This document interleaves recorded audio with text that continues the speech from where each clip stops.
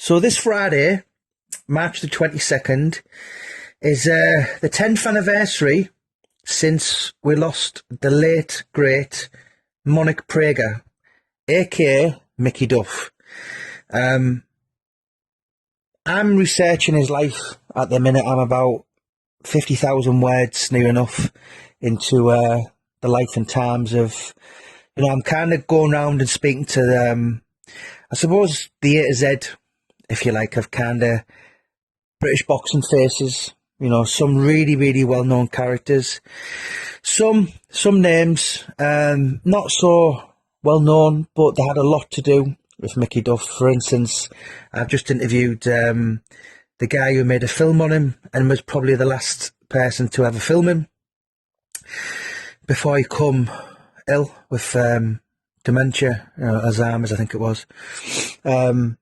Yeah, do you know what, in life, I think a lot of us, and myself included, I'm a people pleaser, and life would be a lot more easier if we were all a bit more like Mickey Duff. And what I mean by that was, of course, it was him who left that very iconic quote, "If you want loyalty, buy a dog." The guy did not suffer fools gladly, and he was the perfect character to go on and do what he did and achieve in that kind of Neanderthal testosterone world of professional boxing. For what he did in life, he come over here. So he was born in 1929.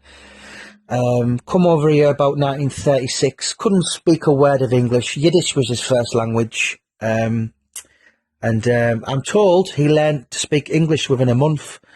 Very, very quick, switched on guy. And, he was a poor Polish Jew, growing up in Aldgate, Whitechapel. He was an immigrant, and he went on to 1999, along with Bob Arum, and, in front of people like Oscar De La Hoya and Sugar Ray Leonard, Hagler, Mayweather, the rest of them. He ended up in the Boxing Hall of Fame. This is not the London Hall of Fame or the British. This is like the world. So I personally think there will never be a character like him in boxing again.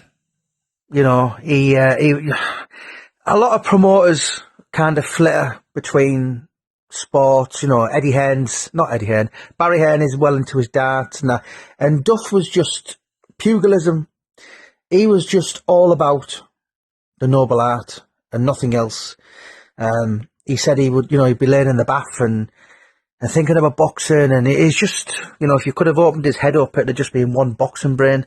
And you know what, a really riveting character. I'm really enjoying studying and speaking to about. And 10 years this week, and I do think boxing is a really less colourful place without him. Officially retired in 1999. So what's that, 25 years?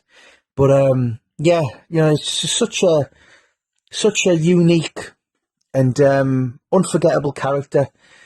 As I said, he did not give a crap two hoots about anyone, anything. Stood up to the Cray twins, stood up to Jack Spot Comer, the gangster. He'd had Osmonds on his life. People were threatening to shoot him, and he was just focused. And boxing was his love. Boxing was his life. Another quote that Duff made was, "Boxing is my business, and business is my life." Let us know your comments below. As I said, I'm really, really enjoying speaking to and researching and just looking into his life. And very, very successful man. He, as I said, he didn't suffer fools gladly, and that's the way you need to be in life. A lot of us will go, "Oh, I wonder what he said about me," and Duff didn't give a crap. So leave your comments below. I'm very, very interested in this man. Did you know him? Did you meet him once? Let us know all about your comments on Mickey Duff, aka Monic Prager. A guy who Frank Warren did say to me, actually, said, the most influential figure British boxing has ever known. Let us know your thoughts.